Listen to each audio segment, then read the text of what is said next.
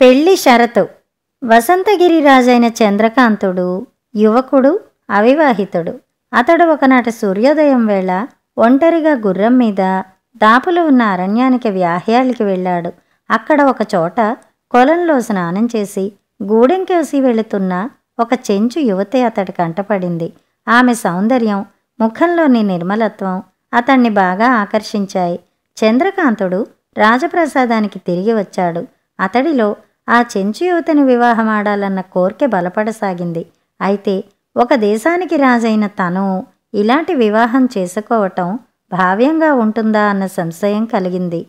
రాజు అన్యమనస్కంగా ఉండడం చూసిన మంత్రి దేవవర్మ అతన్ని, మహారాజా, తమరేదో సమస్య గురించి దీర్ఘంగా ఆలోచిస్తున్నట్టుంది, అదేమిటో నేను వినవచ్చునా అని అడిగాడు. చంద్రకాంతుడు దాపరికం లేకుండా అరణ్యంలో తను చూసిన చెంచుయువతి గురించి చెప్పి ఆమెను వివాహమాడాలన్న గాఢమైన కోర్కె నాలో కలిగింది. కానీ ఒక దేశానికి పరిపాలకుడినైన నేను ఆ పని చేయటం ఎంతవరకు ధర్మసమ్మతంగా ఉంటుందని ఆలోచిస్తున్నాను అన్నాడు. మంత్రి ఒక క్షణకాలం ఆలోచించి, ఇందులో ధర్మాధర్మాల చర్చకు తావులేదు మహారాజా అని రాజు కిరీటంలోని వజ్రాన్ని చూపిస్తూ, ఒకప్పుడు అది మట్టిలో ఉన్నదే, సానపట్టిన కారణంగా దానికి విలువ వచ్చి తమ కిరీటాన్ని అలంకరించింది. మీరు సంవత్సరం తిరగకుండా ఆ చెంచు యువతికి రాజమర్యాదలన్నీ నేర్పవచ్చు. పైపెచ్చు మీరు ఆమెను వివాహం ఆడడం ప్రజలకు ఆదర్శప్రాయంగా ఉంటుంది అన్నాడు. అయితే రేపే నేను పరివారంతో చెంచుగూడెం వెడతాను అన్నాడు చంద్రకాంతుడు. మర్నాడు చంద్రకాంతుడు బయలుదేరి చెంచుగూడెం వెళ్ళాడు. ఆ చెంచు యువతి గూడెం పెద్ద కుమార్తె, పేరు చెంపకవల్లి. చెంచు పెద్ద రాజుకు తగిన మర్యాదలు చేసి, మహారాజా, స్వయంగా తమరు మా గూడానికి రావడం సంతోషంతో పాటు ఆశ్చర్యం కలిగిస్తోంది. తమ రాక కారణం అడగవచ్చునా అన్నాడు. చంద్రకాంతుడు తలుపు పక్కన నిలబడి ఉన్న చెంపకవల్లిని చూపుతూ, ఆమెకు ఇష్టం అయితే నేను వివాహం ఆడదలిచాను. ఈ సంగతి చెప్పేందుకే నేనిక్కడికి రావడం జరిగింది అన్నాడు. ఆ మాటలు వింటూనే చెంపకవల్లి లోపలికి పోయింది. చెంచు పెద్ద కూడా లోపలికి పోయి కుటుంబ సభ్యులతో మాట్లాడి తిరిగి వచ్చి రాజుతో, క్షమించండి మహారాజా, ఈ వివాహం జరగడం కష్టసాధ్యం. వివాహం జరిగినా చెంప మీతో రాదు, ఇక్కడే ఉంటుంది. తమకు సమ్మతమేనా అని అడిగాడు.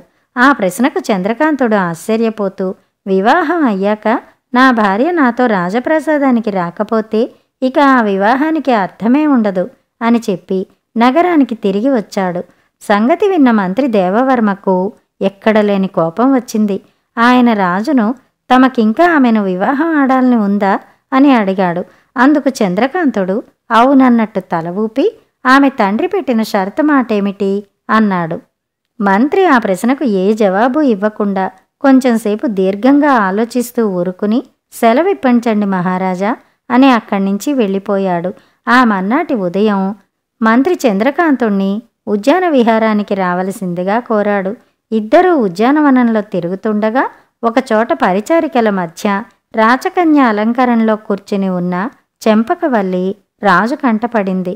చంద్రకాంతుడు ఆశ్చర్యపోతూ మంత్రికేసి చూశాడు. మంత్రి చిన్నగా నవ్వి, మహారాజా, రాత్రి సాయుధులైన కొందరు భటుల వెంట 4 దాసీలను పంపి ఈమెను చెంచుగూడెం నుంచి ఇక్కడికి తెప్పించాను. ఈమె తండ్రి గాని ఇతర గూడెం చెంచులు గాని భటులను ప్రతిఘటించేందుకు ఎలాంటి ప్రయత్నం చేయలేదు. దేశ పాలకుడి కోర్కెను తిరస్కరించడం ఎంత గొప్ప నేరమో వాళ్ళు గ్రహించి ఉంటారు అన్నాడు. మంత్రి చేసిన పనికి చంద్రకాంతుడు చాలా బాధపడుతూ, మీరిలా చేసి ఉండవలసింది కాదు. బలప్రయోగంతో ఎవరి చేత ఇష్టం లేని పని చేయించకూడదు. ఈ సాయంత్రమే నేను స్వయంగా ఆమెను తీసుకుపోయి తండ్రికి అప్పగిస్తాను అన్నాడు. అన్న ప్రకారం చంద్రకాంతుడు చెంపకవల్ని గూడెం తీసుకుపోయాడు.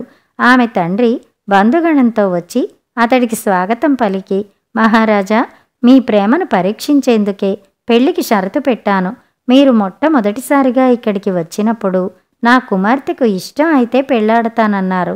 అప్పుడే నాకు తమ మంచితనం అర్థమైంది. కానీ తీరా పెళ్ళి అయ్యాక నా కుమార్తె పట్టమహిషిగా అర్హురాలు కాదని అంటారేమో అన్న భయం కలిగింది. అందువల్లనే బాధ్యత గల తండ్రిగా మీకు ఆ షరతు పెట్టాను. ఏ స్త్రీకైనా భర్త తోడిదే లోకం. ఆ సంగతి నాకు తెలియంది కాదు అన్నాడు. ఇది విన్న చంద్రకాంతుడు పరమానందం చెందాడు. కొద్ది రోజుల తర్వాత అతడికి చెంపకవల్లితో వైభవంగా వివాహం జరిగింది.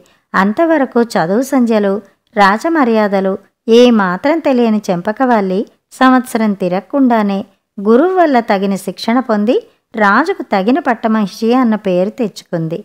కథ సమాప్తం.